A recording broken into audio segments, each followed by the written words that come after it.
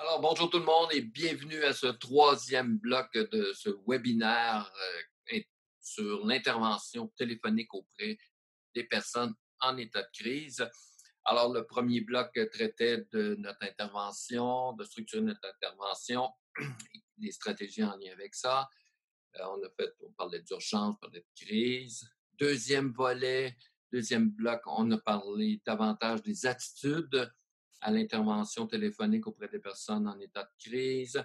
On a parlé également de stratégies de questionnement, sachant très bien que l'être humain n'aime pas se faire questionner.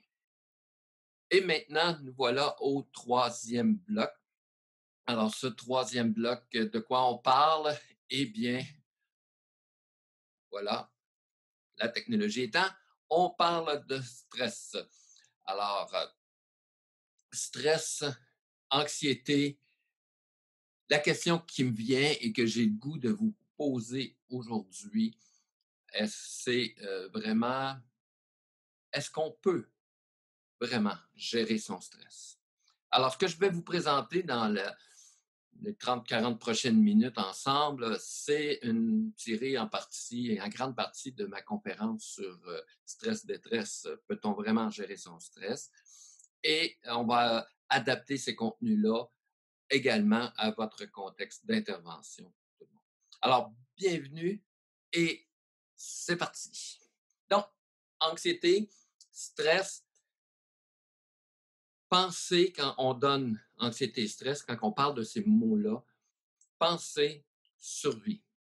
Anxiété, stress sont liés aux stratégies de survie de l'être humain, de l'espèce animale même, je dirais, en général. Pas de stress, pas d'anxiété, pas de vie. Alors, un mot rapide sur l'anxiété, dans un premier temps. Alors, l'anxiété, c'est un peu le détecteur d'une possible, d'une potentielle, d'une éventuelle menace à son équilibre personnel, à son intégrité, à soi, finalement, à ses objectifs. C'est, c'est vraiment toute la notion d'anticipation de cette menace-là.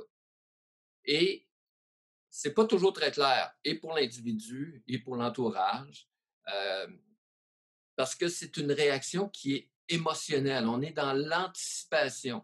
Et l'objectif de ça, c'est de nous préparer à y faire face. Okay? Un peu comme de réchauffer la machine pour vraiment faire face à cette éventuelle possible menace qu'on pense que c'est, à laquelle on va faire face. L'anxiété, c'est quelque chose d'irrationnel et ça amène son lot de défis également.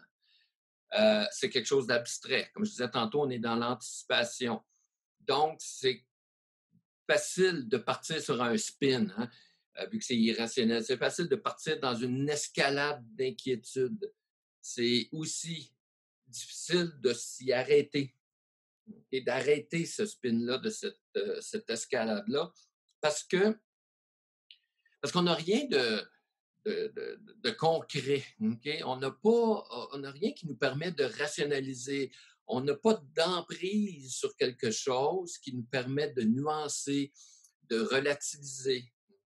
Alors, c'est ce qui rend la gestion de l'anxiété très difficile. En même temps, l'anxiété, on disait tantôt, c'est normal, hein? Et même, c'est utile. C'est utile, c'est essentiel. Alors, donc, ça permet de déclencher un paquet de stratégies, de mobiliser un paquet de ressources pour survivre. Et j'ai l'impression, et pour moi, l'anxiété, c'est comme un rhéostat. Là. Tu sais, quand on veut monter ou diminuer la température à l'intérieur d'un environnement, eh bien, c'est un peu quand ça devient plus froid, ça devient une menace à notre bien-être. Donc là, l'aérostat, il déclenche. Hein? Ben, c'est un peu la même chose. L'anxiété, quand elle anticipe une menace, et elle déclenche. Et l'affaire qui arrive, par exemple, c'est que c'est pas tout le monde qui déclenche sur les mêmes choses. Hein. Il y a des gens qui vont déclencher devant un tigre, alors que d'autres vont déclencher devant une souris. Et donc, ça devient un peu difficile aussi à se donner des points de repère. L'anxiété, je disais tantôt, c'est normal, mais trop d'anxiété, c'est comme pas assez. OK? Alors, quand on commence à voir ou anticiper des menaces à peu près partout, que ça vient perturber notre équilibre dans nos différentes sphères de vie, que ce soit biologique, que ce soit euh, psychologique, social, relationnel. Alors là, il faut qu'il y ait des lumières rouges qui s'allument en quelque part. Quand on est rendu à ne plus vouloir sortir de chez soi et que ce n'est pas une consigne de confinement, alors donc, je pense que là, ça commence à parler. L'autre chose c'est que c'est vrai qu'il faut retenir, c'est que l'anxiété, il y aura toujours une bonne raison d'être anxieux. Okay? Je prends l'exemple de tantôt, je disais qu'on ne sort pas de chez soi. Je prends la dame qui dit, ben écoute, moi, la semaine passée, j'ai vu qu'il y avait une personne de mon âge qui s'est fait agresser. Fait que c'est normal que j'aie peur de sortir de chez moi. Ce que la personne ne nous dit pas nécessairement, c'est que la personne qui s'est fait agresser, c'était dans une tribu au Kurdistan, par exemple. Donc, on va faire de l'attention sélective. On va aller chercher que l'information qui nous justifie également dans tout ce processus-là. Voilà. L'autre chose qu'on peut dire, on disait tantôt que l'anxiété, c'est une réaction émotionnelle, mais qui entraîne une réaction physiologique. C'est impossible de rester passif, de ne rien faire quand l'anxiété monte. Je prends un exemple d'un enfant, par exemple, que vous prenez à faire quelque chose hors norme, et là, vous lui dites, bon, ben, va-t'en sur la chaise, je vais aller m'occuper des autres tout petits, je vais les installer, puis je vais revenir te voir, parce que ce qui vient de se passer, c'est inacceptable. Ben, regardez-les comment il va se trémoussailler sur sa chaise, comment il va être. Hein? Mais il ne pourra pas rester parce qu'il anticipe, lui, là, une menace, il anticipe une conséquence. Alors, il y a de l'anxiété qui se vit là. Il faut considérer ça. Je vous donne un exemple aussi. Mettons que vous conduisez sur l'autoroute et vous savez que vous êtes un petit peu au-dessus de la limite acceptable, tolérée, et que vous voyez un auto dans un terre-plein, même si vous n'avez pas dépisté que c'était un auto de patrouille, l'anxiété va monter parce que là, vous venez de voir quelques signes de pièces partir et je vous mets au défi de ne pas changer votre comportement. Okay? C'est une réaction de survie. L'anxiété, c'est une stratégie de survie qui mobilise. Alors, nécessairement, il y a toute cette action-là. Donc, sachant ça, sachant que l'anxiété, c'est une réaction émotionnelle qui amène des impacts au niveau de nos cognitions, qui amène des impacts au niveau de nos émotions, c'est sûr, c'est une réaction émotionnelle, et au niveau de notre comportement, c'est ce que je voulais dire, eh bien, qu'est-ce qu'il y en est du stress? Je veux juste simplement essayer de vulgariser quelque chose quand même assez complexe, mais disons qu'on va partir du principe que l'anxiété, c'est une réaction émotionnelle, le stress, c'est la réaction physiologique à l'anxiété.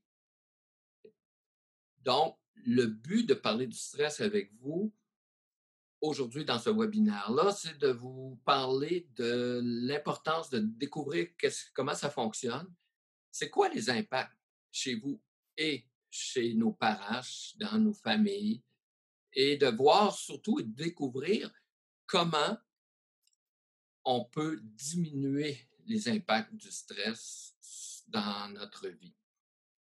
On ne cherchera pas à comprendre ce qui déclenche les réactions d'anxiété, de stress. Est-ce que vous déclenchez plus vite que quelqu'un d'autre ou pas?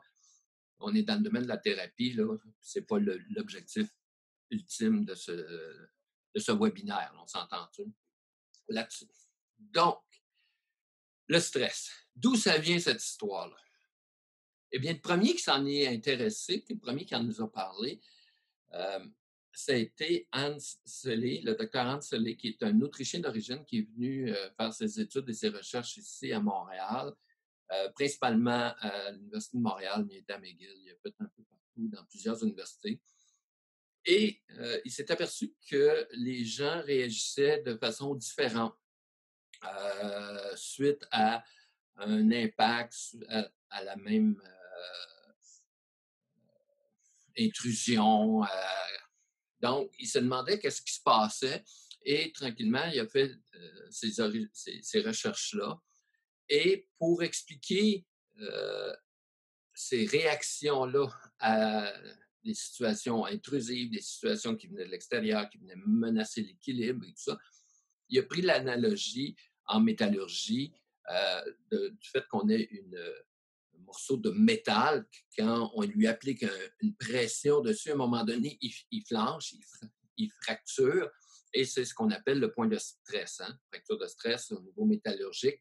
Et on a appliqué ça à l'humain, et donc du latin stringere, qui veut dire tension, on a parlé de stress. Le stress étant la réaction physiologique, c'est une réponse qui est innée chez l'être humain, qui est une réponse à une menace ou à quelque chose qu'on perçoit comme une menace. Okay? C'est automatique, ça s'enclenche, c'est programmé dans notre ADN. Et on parle de survie tout le temps. Donc, une fois que c'est déclenché, c'est parti. Là.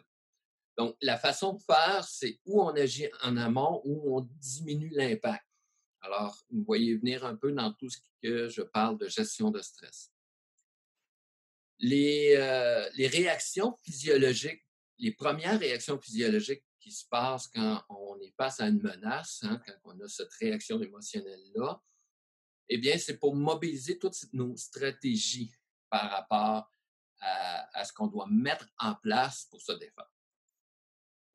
Et parmi ces stratégies-là, les fameux 3 F en anglais, freeze, fight and fly, qui voulait dire finalement fight, j'attaque, OK? Donc, si on se ramène dans le temps où on vivait en haut des arbres et qu'on n'avait plus rien mangé, qu'on descendait dans la prairie et qu'on rencontrait un tigre dans le sabre, eh bien, on avait une réaction de l'attaquer pour ramener de quoi manger à la maison. Donc, on fight, hein, attaque. Ou bien non, à un moment donné, on trouvait le défi trop important. On flyait à la maison, on fly, donc se fuir. Et le dernier qui était freeze, OK? Donc, de figer. Et c'était pour moi longtemps vu comme une réaction un peu dangereuse. Quand tu gèles sur place, ben, c'est toi qui sers de bouffe au tigre et non pas l'inverse.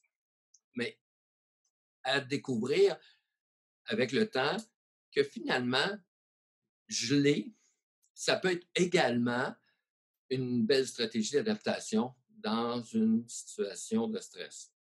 Je pense entre autres dans le monde animal, prendre des analogies dans le monde animal, mais la petite grenouille qui appelle son autre petite grenouille, puis bon, ils font du bruit, ça éveille l'entourage, ça éveille les prédateurs, et puis quand le prédateur se pointe, si elle fige, puis elle fait plus de bruit, c'est aussi une stratégie d'adaptation, comprenez-vous?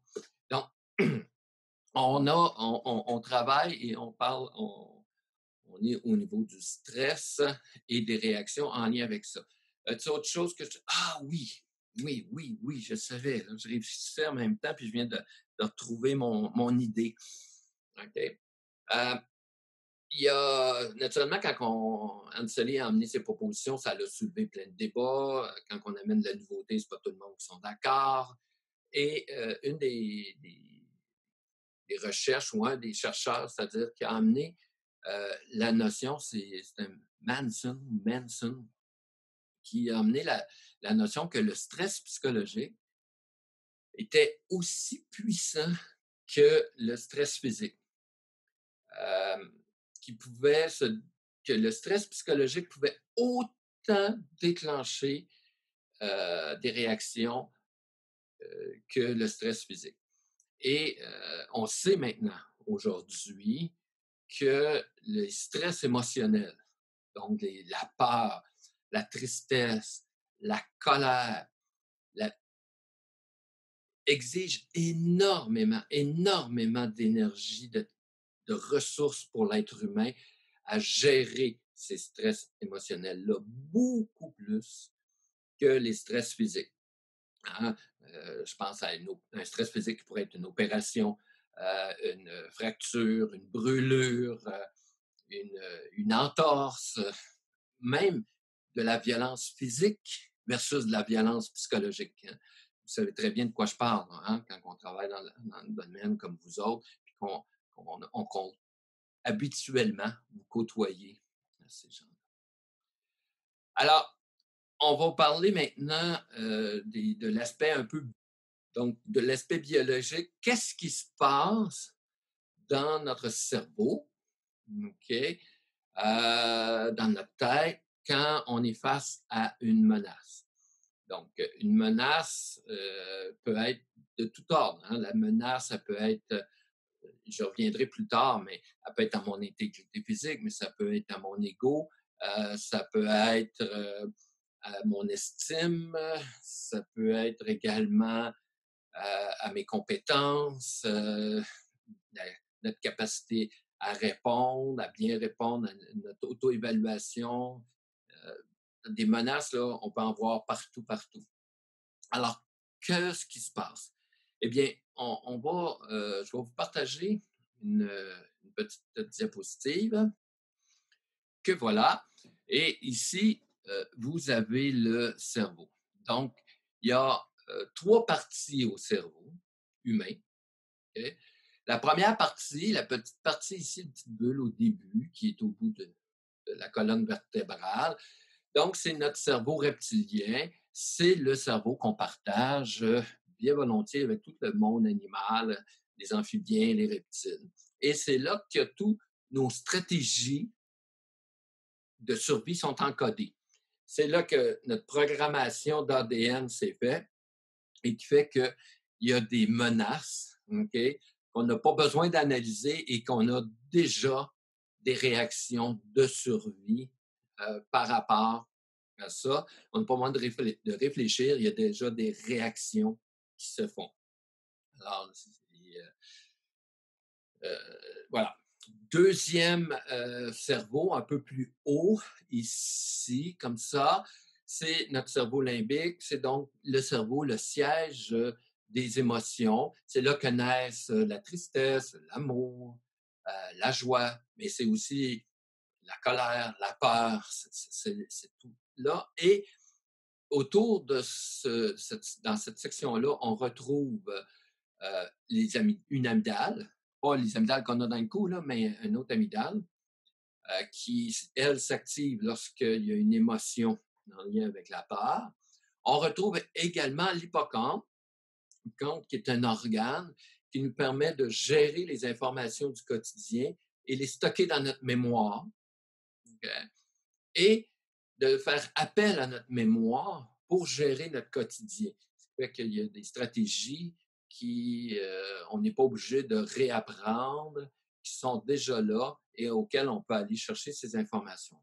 Finalement, la troisième partie du cerveau, okay, le néocortex, là, on est les êtres humains les seuls à avoir développé autant.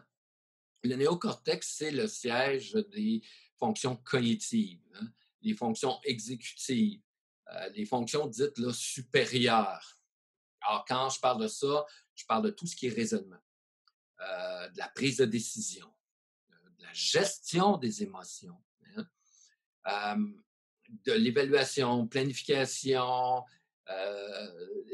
action stratégique. Et là, je ne suis pas dans une gestion d'organisation. Hein. Je ne parle pas de planification stratégique, mais d'action stratégique. Donc, quelles sont les stratégies que je vais mettre en place pour atteindre certains objectifs, pour diminuer l'impact de cette menace par rapport à moi. Donc, le néocortex, c'est là qu'il y a toutes les décisions ou la gestion des décisions complexes. Alors, quand il y a une menace, quand l'anxiété déclenche une série d'émotions par rapport à une anticipation possible d'une menace, ou même quand on est concrètement face à une menace, okay, l'amygdale, je disais tantôt, va s'activer et va donc déclencher, entre autres, l'hippocampe va dire, ben, écoute, va donc voir comment on a-tu des histoires, un historique par rapport à ça, on a-tu déjà eu ça, comment on s'était pris, va chercher cette information-là. Mais pendant que l'hippocampe fait ça, fait cette recherche-là, eh bien,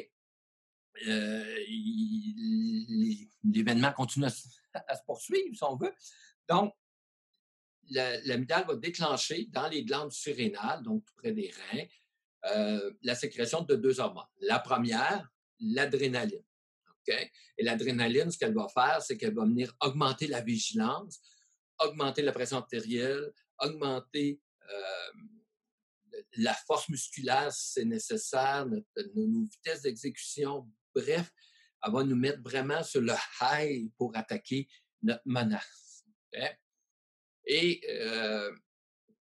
ça, on le ressent, hein, c'est ce rush d'adrénaline-là, c'est une hormone qui, quand elle est sécrétée, on la ressent et habituellement, elle a un pic. Puis après ça, ça se calme. Et souvent, quand on a eu un gros rush d'adrénaline, après, là, on s'en aperçoit parce qu'on shake, on a des petits tremblements. Eh bien, oui, je ne vais pas dire naturellement, il y a toujours un équilibre dans la vie. Donc, une fois que le rush d'adrénaline est parti, il va falloir aussi calmer le jeu. Et on va donc appeler les glandes surrénales à sécréter une autre hormone qui est le cortisol. Alors, le cortisol va être sécrété. Dans les premières fonctions du cortisol, c'est d'augmenter le système immunitaire, l'efficacité du système immunitaire, entre autres. Ça va venir également endormir ou sécréter certaines hormones en lien avec le fait que des endorphines, entre autres, pour éviter qu'on ressente le mal. Donc, c'est pas le temps, quand on est en attaque, que si on se blesse, de concentrer sur notre blessure. C'est aussi le fait que, on disait tantôt, c'est pas le temps d'être malade, donc ça augmente le système immunitaire. Et éventuellement, le cortisol va monter au cerveau. Et une fois qu'il est rendu au cerveau, va venir faire un pont entre la partie émotionnelle et la partie cognitive, on veut, le frontal en avant, et donc tout ce qui est la gestion euh, complexe.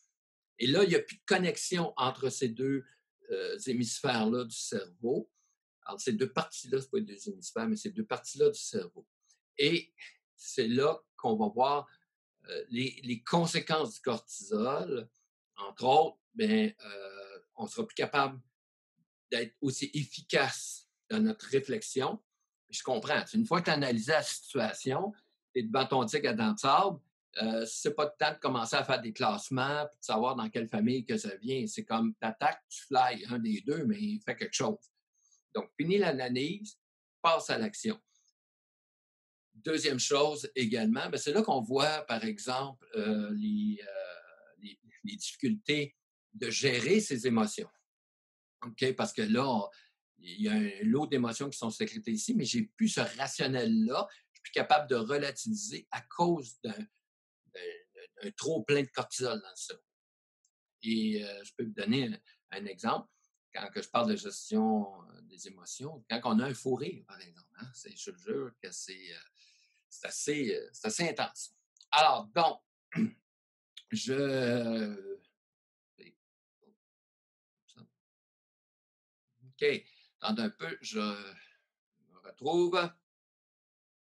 Voilà. L'autre chose que je voulais te dire, c'est que contrairement à l'adrénaline, le cortisol, lui, on ne le sent pas dans le corps. Et tant que notre préoccupation par rapport à la situation est active, l'hormone est continuellement sécrétée dans le corps. Donc, à un moment donné, on devient full de cortisol et avec des conséquences quand même importantes au niveau de la santé mentale, de la gestion de ses émotions, de sa capacité de résoudre des problèmes. Alors, je vous dis tout ça parce que c'est important qu'on comprenne que plus on stresse, moins on est capable de réfléchir. Alors, si je fais un lien avec les capsules précédentes, ben, je parlais tantôt d'urgence. Hein? Un peu plus tôt, je parlais d'urgence, donc il fallait apaiser. Alors, c'est un peu la même chose. Il faut calmer le cerveau ici, permettre au cortisol de diminuer pour être capable de réactiver tout l'aspect de réflexion, de stratégie. Et là, on va pouvoir travailler à la crise.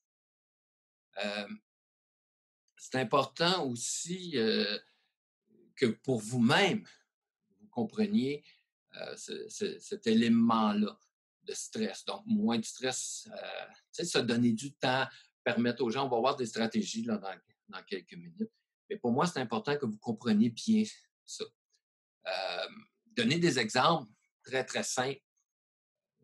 Vous avez probablement tous, à un moment donné, très bien étudié, mais étudié à la dernière minute pour un examen, puis vous présentez au moment de l'examen, puis c'est le syndrome de la page blanche. La première question, tu lis, puis là, tu n'es plus capable d'y répondre parce que tu as un blanc. Pourtant, tu dis oui, je l'ai étudié, il est là et tout. Ben, je le vois, je l'avais mis en jaune, j'ai encerclé. Je ne suis pas capable d'y répondre. Et quand je sors de l'examen, 15-20 minutes après, je me rappelle. Alors ça en est un élément très concret du cortisol dans le cerveau en situation de stress. Je ne sais pas, vous êtes tout seul dans la maison, puis vous cherchez vos clés, hein, puis vous les aviez dans vos mains là, 2 minutes, puis 2 minutes après, tu les as plus, puis tu les cherches. Trouver ses lunettes dans le frigo. Là, je ne parle pas de moi, là. Hein? Non, pas du tout. Alors, juste terminer sur ce volet-là pour vous dire que dans le fond, les chercheurs ont identifié 2 types de stresseurs qu'on retrouve globalement, peu importe les cultures, peu importe qui nous sommes, nos origines et tout. Il y a les stresseurs qui sont absolus et les stresseurs qui sont relatifs. Dans mes stresseurs absolus, c'est absolument, absolument tout le monde le vit. Tout le monde a des réactions de stress face à cette menace-là. Par exemple, un tireur actif. Vous croiseriez une personne avec une arme à feu. Si vous ne stressez pas, il y a un problème. Tout le monde devrait, en principe, stresser. Dans les stress relatifs, eh bien, c'est relatif à chacun de soi.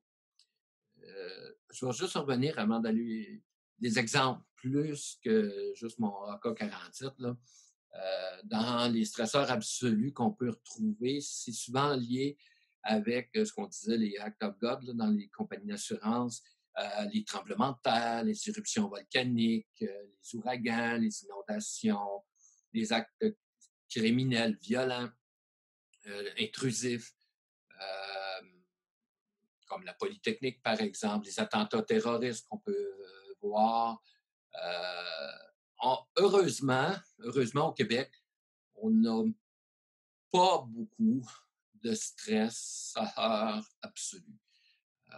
Il y en a, mais on a, contrairement à d'autres endroits, on est privilégié de ce côté-là. Des éruptions volcaniques, des ouragans, des tremblements de terre, on est quand même chanceux de ce côté. Donc, je reviens à mes stresseurs relatifs maintenant. Comme je disais, c'est relatif à chacun. Ça dépend de son histoire de vie.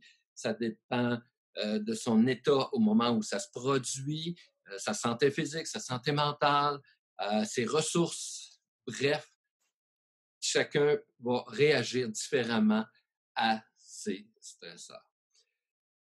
J'ai tenté de regrouper 3 catégories de stresseurs et en lien avec 3, oui, c'est ça, des stratégies associées aux stresseurs relatifs. Alors, voilà. Et à la question pourquoi je stresse, on va donc essayer de voir les 3 catégories et les stratégies associées. Alors, la première, okay, c'est les stress d'origine euh, inconnue. C'est le, c'est de l'inconnu pour vous, hein, on va bien le préciser. Inconnu, c'est la nouveauté. Tout ce qui est nouveau. Tout ce qui est nouveau, normalement, devrait être quelque chose d'inconnu. C'est les premières fois. Premier cours de conduite. Première fois que vous avez mangé du sushi, par exemple. Première fois où on a fait l'amour. Donc, c'est inconnu. Faut, ça réfère à des situations qu'on n'a jamais connues. Donc, une des stratégies par rapport à quand c'est connu, c'est d'aller chercher des référents. Okay? Donc, dans notre réseau, as-tu déjà mangé du sushi, toi? Ouais, comment tu as trouvé ça, par exemple? Okay? Donc, on va aller chercher des indicateurs, des points de repère dans notre réseau, dans de la lecture, et différentes sources d'informations.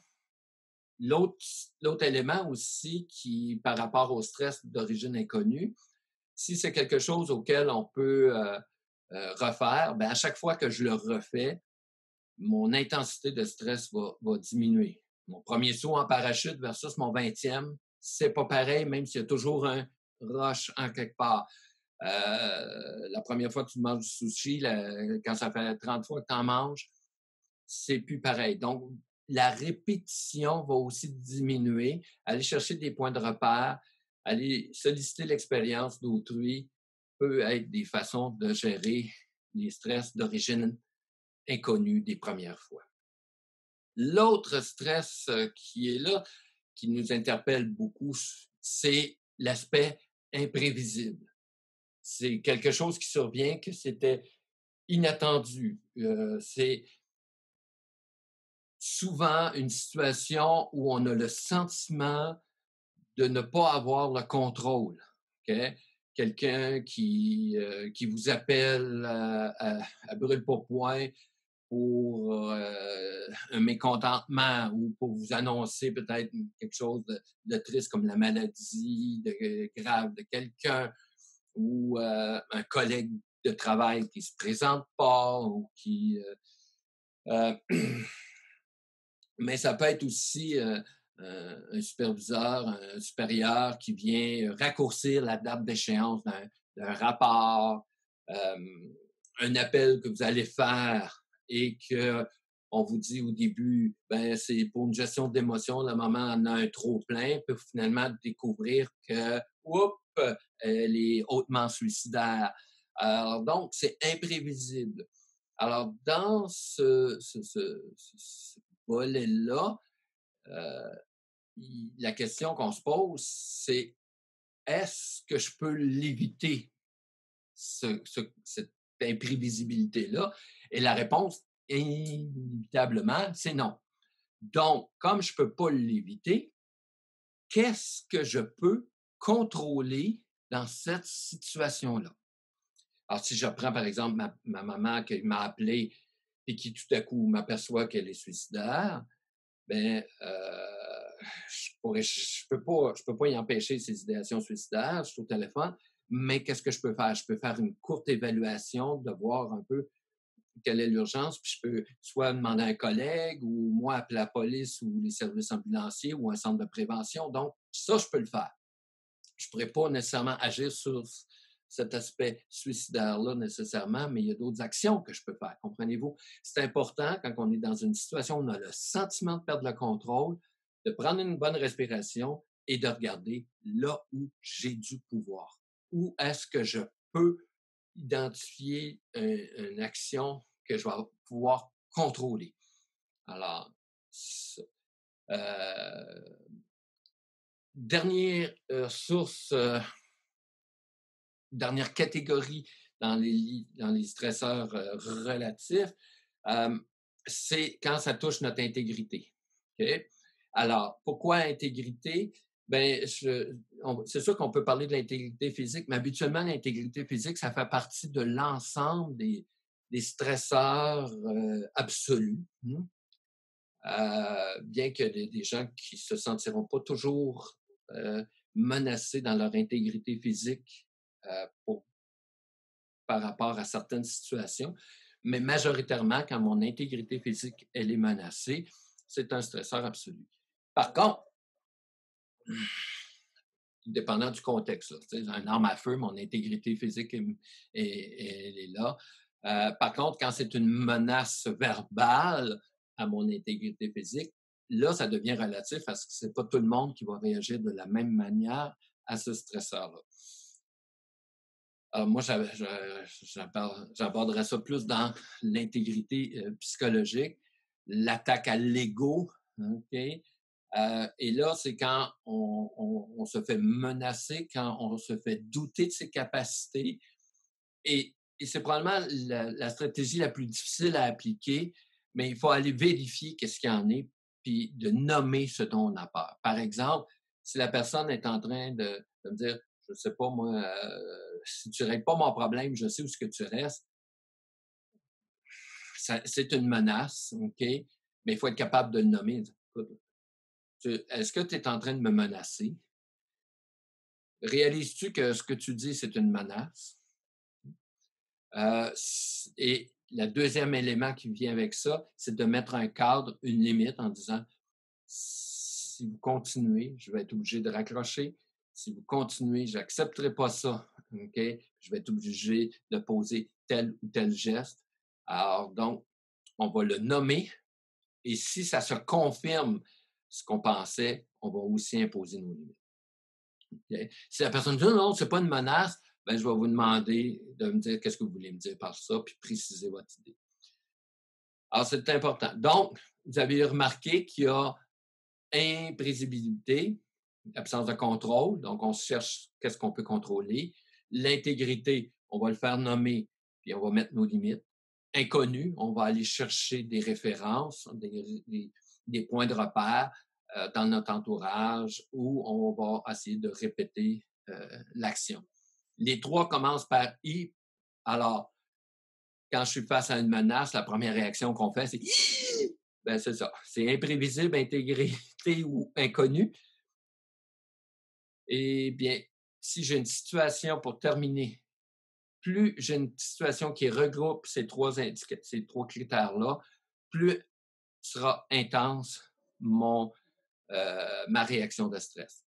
Alors, si on prend le confinement et tout ce qu'il y a par rapport au fameux COVID-19 actuellement, on est face à l'inconnu, ça menace l'intégrité physique par rapport à la santé, voire à la mort, et c'était imprévisible et tout ce qui en découle également. Donc, ce qu'on peut contrôler, ben, c'est le confinement, c'est de se laver les mains, par exemple.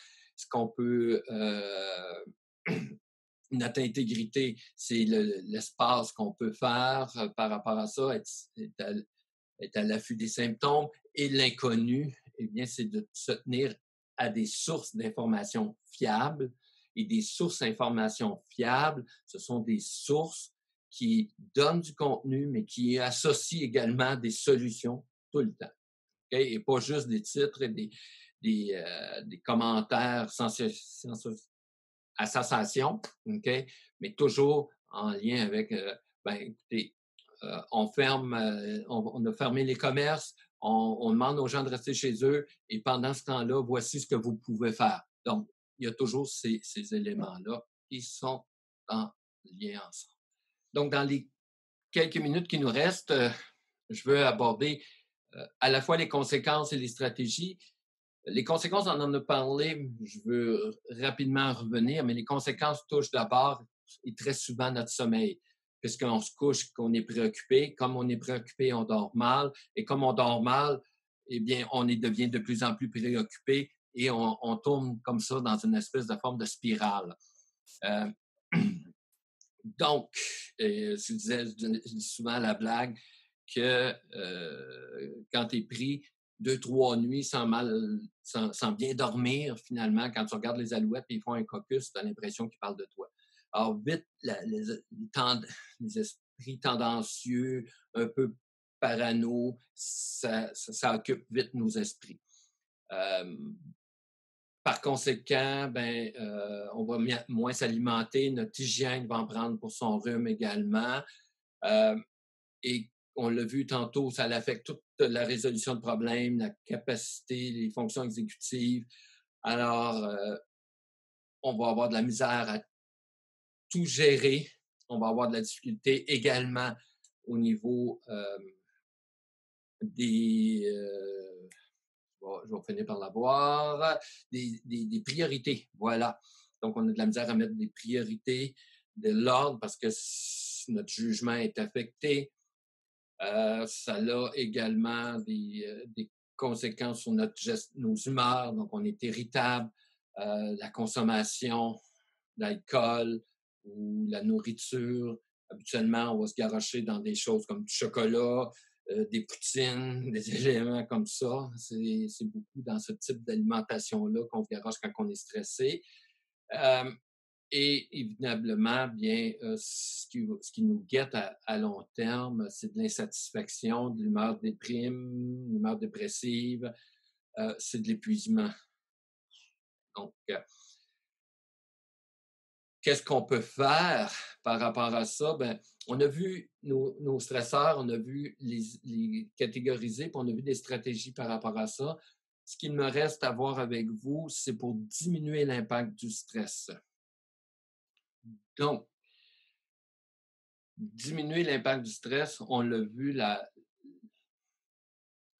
première chose, la chose la plus importante, comme le stress est une réaction émotionnelle qui amène un paquet de réactions physiologiques, comme ce sont les mêmes réactions que quand on avait du poil sur les bras puis qu'on restait dans le haut des arbres, qu'on éprouve quand on est pris dans le trafic, quand on a des deadlines qu'on ne peut pas rencontrer, quand on est face à une situation qu'on a l'impression qu'on ne pourra pas gérer.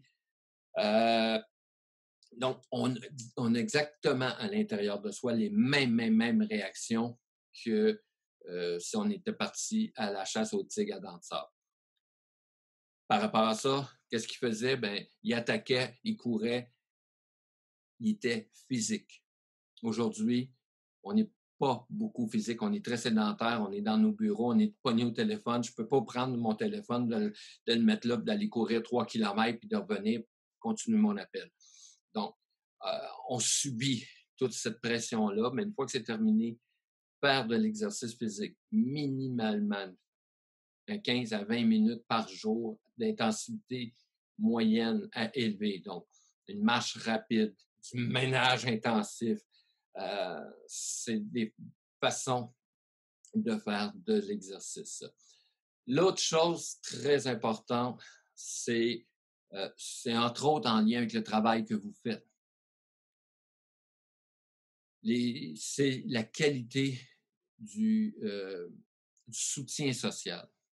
Un soutien social de qualité est très important et très aidant dans la diminution de l'impact d'un stresseur.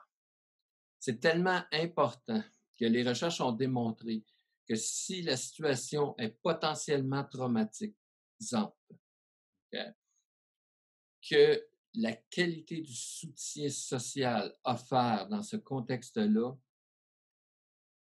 est prédictible du développement ou pas d'un stress post-traumatique. Vous voyez à quel point on a un rôle important juste d'être présent puis de pouvoir parler puis que cette présence-là soit de qualité auprès des gens. Hein, on est habitué d'être physiquement présent puis là, on a l'impression de ne pas avoir le même impact. Mais je peux vous dire que l'impact, il est très grand, sachant que vous êtes là entièrement pour les gens. Je vous partage ma diapo suivante parce que souvent, on a l'impression, que quand on est en situation de stress, d'être dans un cul-de-sac. Hein? On a l'impression qu'on est sans issue. Alors, je fais juste un petit jeu ici en disant, habituellement, on lit de gauche à droite, hein? Mais quand on est en situation de crise, des fois, il faut faire l'inverse. Il faut revoir la situation autrement. Il faut tourner la situation et changer notre regard de la situation. Alors ici, si on prenait de droite à gauche, ben, le cul-de-sac deviendrait le cas de Luc. Hein? Alors, donc, on a une perspective différente et là, ça ne devient plus une impasse, mais un défi, le cas de Luc, qu'on peut travailler et ensemble se donner des cibles d'action. Ah, c'est cute, c'est fantastique. Autre point, on est très exigeant par rapport à soi comme intervenant et une des choses qu'on fait, c'est qu'on s'auto-évalue par rapport à nos performances. Puis quand on s'auto-évalue, on regarde la situation et on se dit « Ah, j'aurais donc dû faire ci, j'aurais donc dû dire ça ou quoi que ce soit. » Moi, ce que je vous dis, c'est au lieu du « dû » qui est dur, transformer ce « dû » là en « pu ». Ah, ben j'aurais pu faire ça. La prochaine fois, je pourrais faire ça. Pourquoi? Parce que le « pu » que là vient du pouvoir. Hein? Donc, m'oriente vers des solutions. Déjà là, j'ai des actions pour la prochaine fois. Alors, pas j'aurais dû, mais j'aurais pu, et ça nous donne plein de pouvoir. Un autre élément sur lequel on peut aider les gens, c'est que souvent, on a le sentiment d'obligation. Et quand c'est un sentiment d'obligation, on a un sentiment d'une surcharge. C'est lourd, ça, pour nous. Alors, moi, je vous dis, par exemple, je dois faire la vaisselle. Hein? Je dois faire leur lavage. Je dois rappeler ce parent-là. Okay? Changez votre vocabulaire. Et au lieu du doit, changez-le pour un choix. Je choisis de faire la vaisselle, je choisis de faire mon ménage, je choisis de rappeler ce parent. Voyez-vous l'impact que ça peut avoir? Ça roule, ça libère.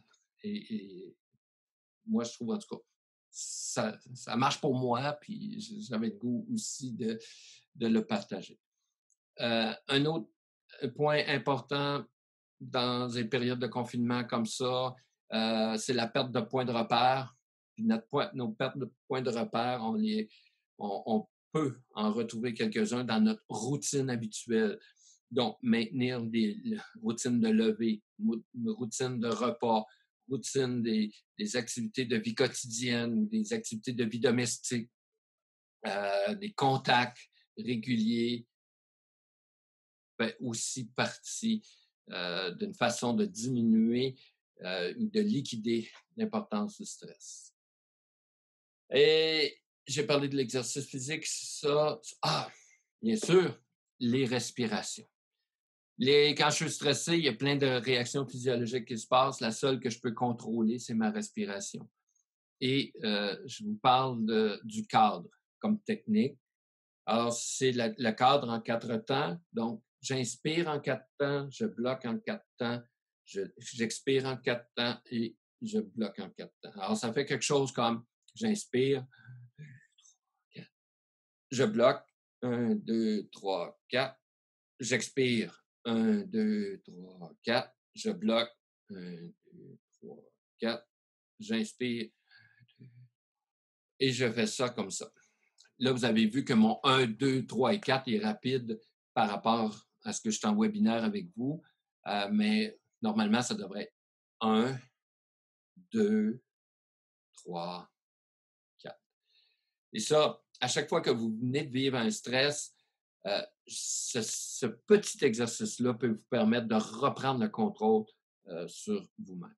Alors, si vous avez l'occasion, bien sûr, dans les autres activités, il y a le yoga. Un de mes préférés, qui était Charlie Chaplin, disait « Une journée sans rire, c'est une journée perdue. » Ben, le rire, c'est très thérapeutique. Le cerveau, il est enfermé, hein, une belle boîte, il ne sait pas ce qui se passe à l'extérieur. Si vous vous forcez à rire, comme ça, et je suis certain que vous avez le pour rire rien qu'à me regarder, quelque chose de communicatif, mais le cerveau il va se dire, ah, ben, il doit y avoir de quoi de drôle, hein, parce que lui, il rit. Fait que je vais sécréter des endorphines, des bonnes hormones, et ça va aussi aider à éliminer les hormones de stress. Et en plus, ben là, vous ne le voyez pas parce que, à cause de la vidéo, mais le rire, ça sollicite le diaphragme, le muscle de la respiration, et veut pas, ça nous fait respirer. Et un bon rire, un bon faux rire, on est vraiment détendu après. Puis ça, bien, il n'y a pas grand monde qui peuvent nous en empêcher. Puis on peut faire ça n'importe quand, n'importe où, ou presque. Hein. Voilà. Donc, on est rendu pas mal à la fin de ce que moi, je voulais vous transmettre aujourd'hui. Il me reste deux choses. Deux choses, là, puis je vous...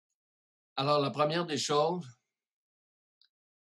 ce qui est très une source d'énergie, c'est la reconnaissance. Je vous demande de penser à reconnaître les efforts de vos parents quand vous intervenez au téléphone. Et comme personne vous regarde, vous écoute, que vous êtes avec vous-même quand vous le faites, moi, je vous encourage beaucoup à vous auto-reconnaître, à vous faire une belle reconnaissance. Et souvent, on attend que les autres nous reconnaissent, puis on ne prend même pas le temps de se reconnaître soi-même. Donc, prenez quelques instants, et surtout la nuit, au moment où vous couchez. Avez-vous remarqué que quand on vient pour se coucher le soir, il y a un moment entre le moment où quand on ferme nos yeux et on s'endort, il y a une petite période entre les deux. Cette période-là n'est pas là pour rien. Cette période-là est là pour vous permettre d'apprécier une action que vous avez faite dans votre journée. Et vous allez voir que ça va vous aider à vous endormir calmement, paisiblement. Et ça va vous énergiser à attaquer la prochaine journée. J'étais pour dire la prochaine capsule, mais je me sens déjà toute fébrile à faire la prochaine et quatrième et dernière capsule avec vous. Ce que je voulais vous dire, je m'étais mis une petite note pour ça. Ah, ben oui, ma belle phrase. Souvenez-vous, rappelez-vous, ce ne sont pas tous les feux qui sont des incendies. Ce ne sont pas toutes les crises qui sont des stratégies, des tragédies, je veux dire. Toutes les crises demandent des stratégies, là, mais alors ce que je me reprends, ce ne sont pas tous les feux qui sont des incendies. Ce ne sont pas toutes les crises qui sont des tragédies. Et surtout, rappelez-vous que votre attitude, votre façon de dire les choses, de composer avec votre stress, aura un impact direct sur vos collègues, sur les personnes avec qui vous intervenez au téléphone. Vous êtes un vent de fraîcheur qui permet de pousser au loin les gros nuages sombres. Alors, je vous revois à la quatrième capsule, notre quatrième bloc, qui va être une récapitulation et on va aborder aussi certaines autres thématiques pour conclure l'ensemble de ces webinaires.